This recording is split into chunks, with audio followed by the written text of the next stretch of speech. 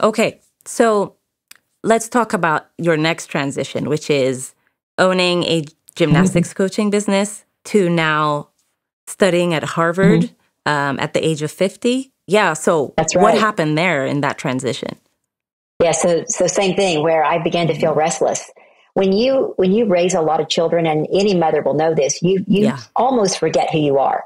You are so spending your time selflessly investing in your children or your husband or your house duties or all those things or making money that you just kind of you just forget about your identity. It just goes to the wayside and all your Hmm. dreams are on a shelf.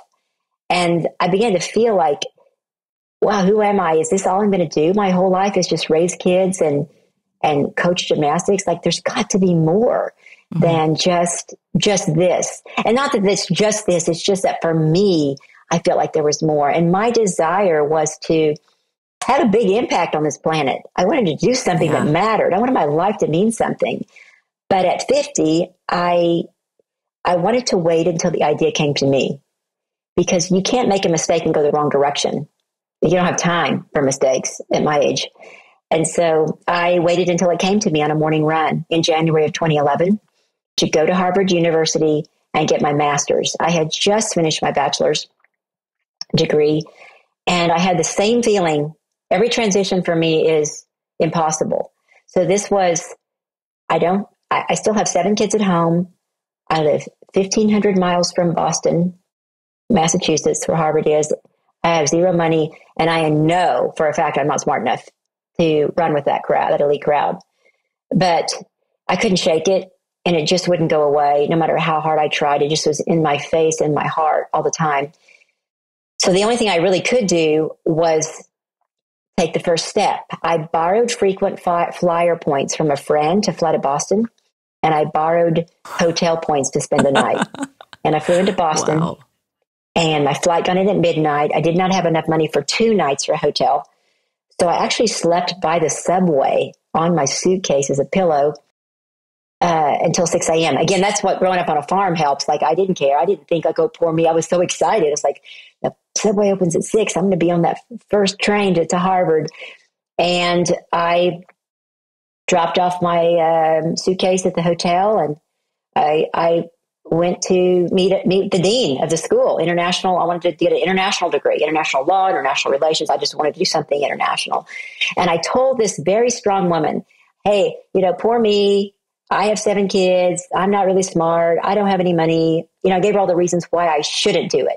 And she got her finger out and just put it in my face like a strong midwife, like she was like, you will find a way to fly here every week. You will do this. You will find a way to pay for it because it will change your life.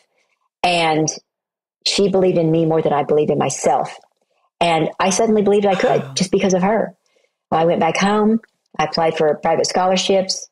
And, the first person I approached about this was a businessman who gave out scholarships. And he said, yeah, I want to help you. And he kept his end of the bargain. He paid for my entire education. I graduated at the top of my class. I had straight A's all through Harvard and ended up studying United States space policy, NASA. And it became one of the top research projects of Harvard. Why did you study that? Well, I had finished all of my classes, so I think I may have taken 8 or 10. I can't remember for sure. I'd have to look on my transcript, but I had made, straight A's. And I said to self, self, now what? What's next? And I remembered that I've been a pilot for 40 years, by the way, an airplane pilot. So I love space and aviation and things like that. And it just kind of came to me. That's the direction I should go. So I contacted a Harvard professor, a woman, and said, this is what I want to do. And she basically put me in a NASA school, international school, and it was very difficult.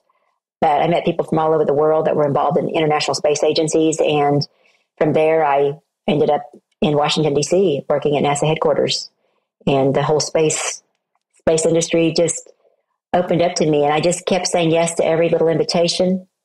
But the thing I believe is that every woman can have it, or every human being.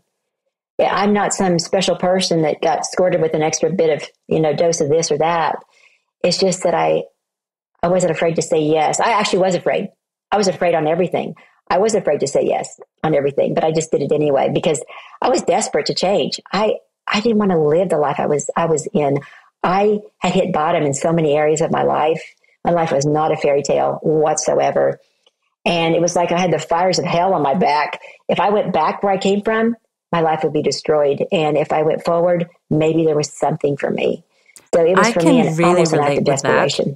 And I feel like sometimes the hardships that you face, they're a gift in disguise because I often find, especially working with women, I found that if you don't have that fire that's behind you sometimes, that's like, it's easy to fall back to your comfort. But if you have nothing to fall back on, the only thing you have is to literally just move forward.